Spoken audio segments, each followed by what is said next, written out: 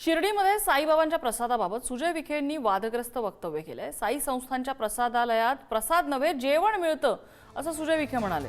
अनेक जण साई भक्त म्हणून फिरतात, रात्री दारू पिऊन प्रसाद घ्यायला येतात। सुजय विखेंच्या या वक्तव्याने पुन्हा नव्या वादाला तोंड फुटण्याची शक्यता आहे। लापशी आणि घुगऱ्या म्हणजे प्रसाद असतो, पोळी भात वरण मिठाई हे जेवण आहे। हा कुठला प्रसाद? हा प्रसाद नाही असं विखे म्हणतात। प्रसाद याच्यामध्ये पोळी पण आहे, भात पण आहे, मिठाई पण आहे, वरण पण आहे, डाळ पण आहे, हे जेवण झालं।